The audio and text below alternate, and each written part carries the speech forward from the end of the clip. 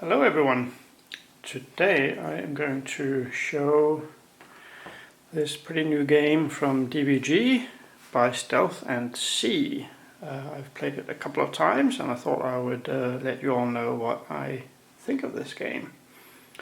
This is about playing as the Italians in the Second World War and their special forces frogmen, I guess they would be, or SEAL team almost, who crazily enough went into battle riding torpedoes, trying to sink enemy ships in enemy harbors, and this was sometimes successful and extremely dangerous for these men involved, that's for sure. So in this game you are trying to sneak past the enemy defenses, get into their harbor and sink some of their ships and try and escape again. But that is not easy. There's enemy patrol boats lurking, trying to spot you and sink you, kill you. And you have, this is new technology in the time. It's basically they were going into war on experimental craft. And there were a lot of faults because of that. And things will break. It's just a question of how much and how badly is your equipment going to fail you. So that does make it very, very tricky. So let's try and look at what we got in the box. Before I start explaining about the components of the game, I just want to apologize for the lighting of this. In the game you are attacking the enemy during nighttime, so everything is kind of dark toned, and unfortunately that means my camera makes it all dark, so I hope things are visible for you. There's also some glare in the picture and I can't get that out of the way either, unfortunately. So this is from DVG, and the couple of games I've got from them are really all top-notch components, and these are two. We have very thick maps, mounted cardboard, and there are three of those. This one we're seeing here is for Gibraltar. There's one for Algiers and Alexandria Harbour too, and these are really nice, nice big maps. You can see a little bit here. There are 3 cards for your SLCs. That's your teams, the torpedoes. The SLC is the Italian acronym. I'm not going to even try it, nor your crewmates' names. I will not try and pronounce those. I believe the SLC translated means something like slow-moving torpedo. So that's what you are riding into battle in this game. The rule book is really good. There's a lot of pictures in it showing what to do. It's very well written. The rules are pretty simple. It's a fairly simple game, so that of course makes it a bit easy to try and explain it. But it is a good rule book. And the game comes with 2 reference sheets.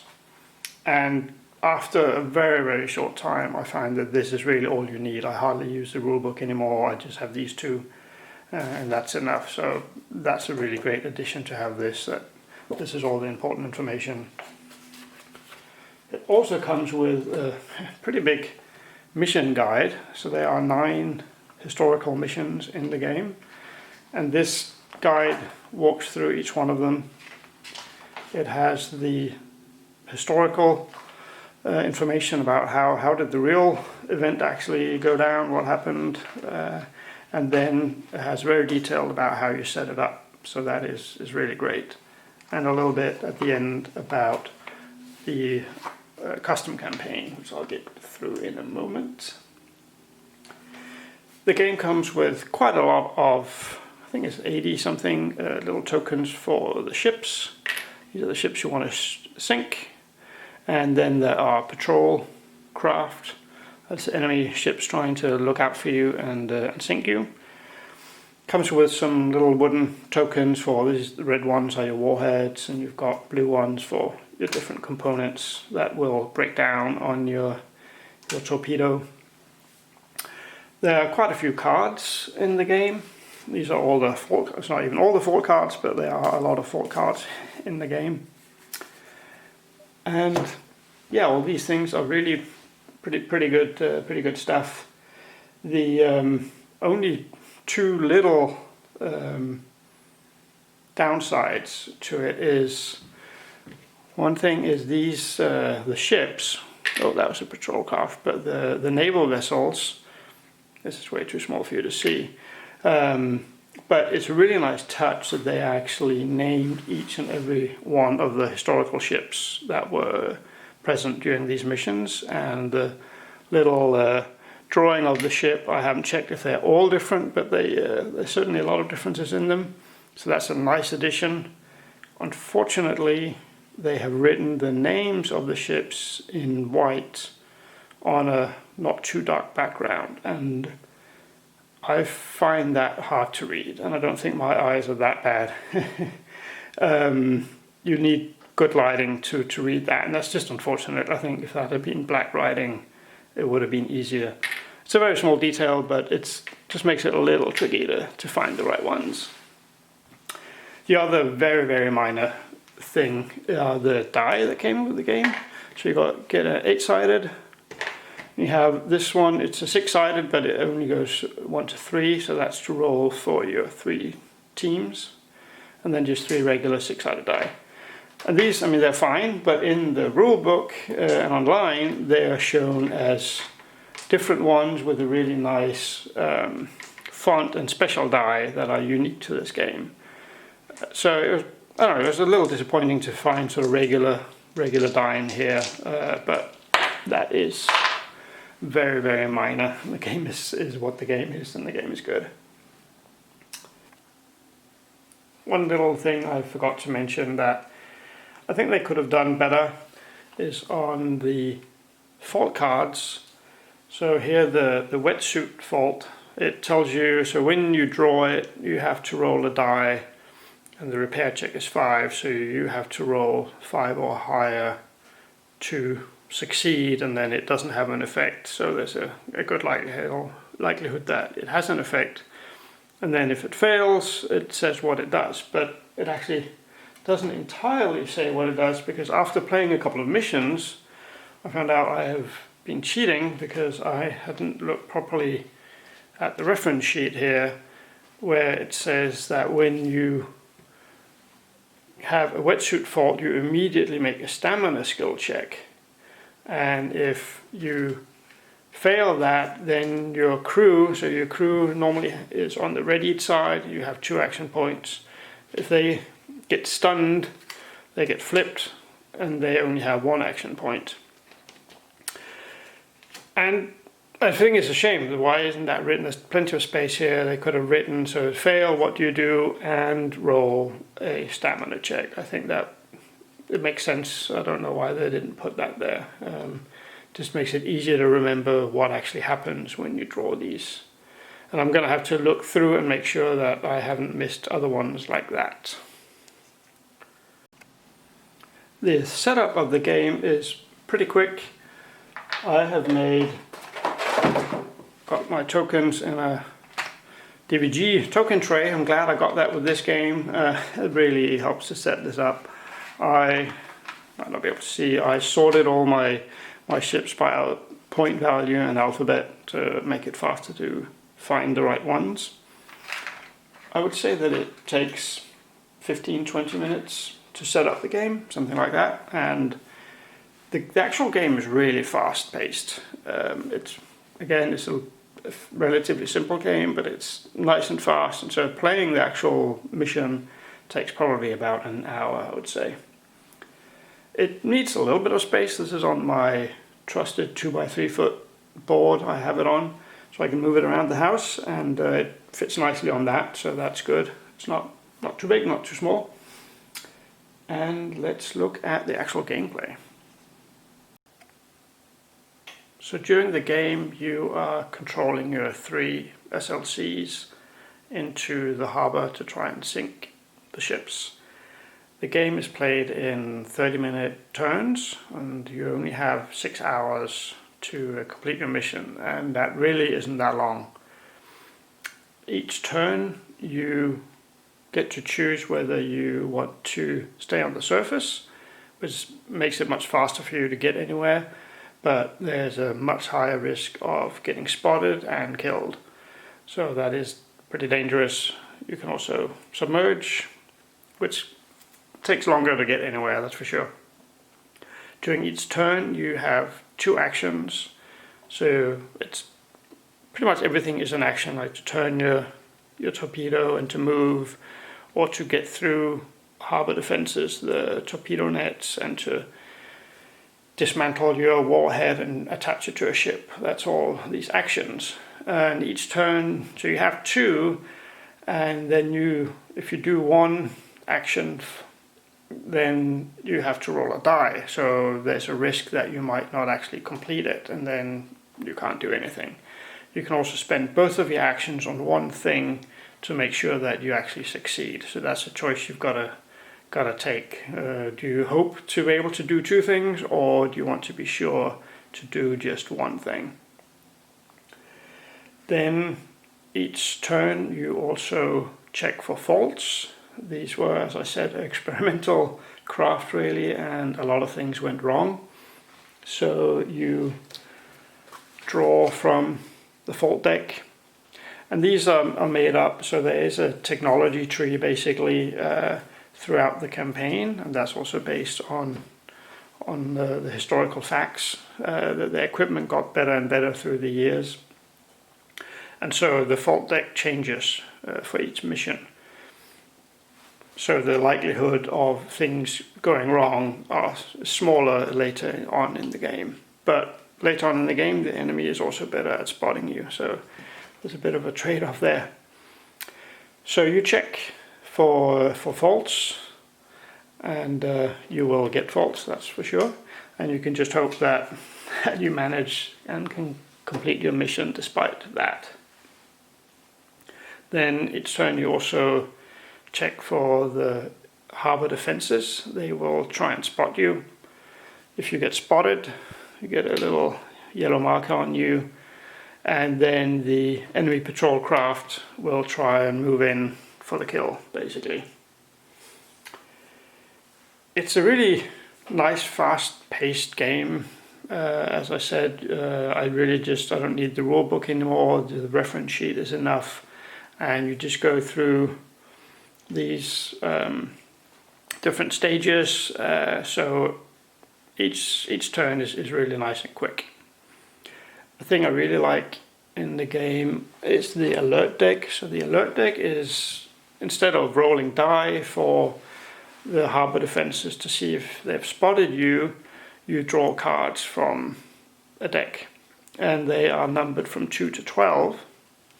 There's different numbers for, there's only 2 2s, I think, 3 3s maybe, and I'm not sure how many there are of each, but they are more of the middle numbers than the high and lows. And a nice thing is, so you draw these to see if you get spotted by a searchlight. If you then draw the 12, you are certainly spotted, or if you were attacked, you were hit. But what this does is you also draw, so you have a discard pile, and when you draw the 12, you look through that, and then you find the lowest, and then you remove the lowest number. So here we've got 2 3s. They get removed from the game for the rest of the game. And throughout the game, depending on luck or not, the number 12 will come up a different number of times. But each time it comes up, you remove some of the low numbers, and I really like that effect, that it basically kind of simulates that the harbor defenses are becoming more aware that there are enemies nearby, and they become more alert. So they are just less of the lower numbers that are good for you. So it becomes more and more difficult throughout the game. That's a really nice system. I like that. And during the mission, not only are you trying to sneak into the harbor, you detach your warhead, which is the red token. You're underneath the ship. You attach then the warhead to a ship, and then that blows up 2 hours later by historical time. You then try and get away. You want to scuttle your torpedo so that the enemy doesn't find it and find out, what's your technology. And your crewmen also try to escape, and that is very difficult. And that is also historically accurate. These guys had a small chance of reaching their objective and succeeding their mission, and an even smaller chance of ever getting back home. It was pretty tough work for them, that's for sure. And the ships you're trying to take out, they are different ones. This is the HMS Barham, I believe, and they have different victory points. This one is 10, this one is 3. Of course, you want to go for the high victory points, but they are usually kind of tucked away furthest distance from the entrance, so they are harder to get to. And so that's a choice you have to make during the mission. Is if you had enough faults, so it took you a long time to get there, you might have to just try and take out one of the lower priority targets just to do something. So there are basically 2 ways of playing the game. You can play it in the historical campaign. Of course, you can play it just single missions. If you want to play the campaign, you can play it either the historically more or less accurate way, which is laid out in the mission guide, as I showed earlier. And in that, the technological advances that happened through the years is reflected in the missions. But you can also play, they call it the custom campaign, and in that you get based on how your missions go, you kind of get some points that you can spend on getting better equipment. So I haven't tried this yet, but it certainly sounds nice that you can try and play it that way. One thing I found a little odd in the game is that I believe this was a Kickstarter stretch goal. They made these extra little cards. So your normal crew are these cards, they're named and they have different abilities. And then they gave these custom cards where you can, if you want to name your own people. But they then also write in the rule book that these should not be used with the custom campaign. And that doesn't really make sense, because of course it's not historically accurate if you are making your own names, but they're not to be used in the custom campaign either. So this kind of seems like an afterthought. They didn't really think through what are these for. Just a little odd. I don't know. Some people might find a good use for them.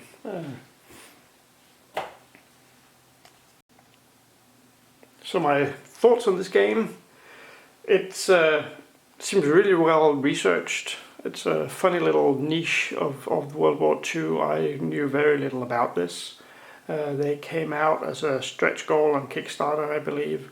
They've made just a PDF, a little historical booklet about all of this, and I'm reading that at the moment, which is really quite nice to learn more about this underwater warfare.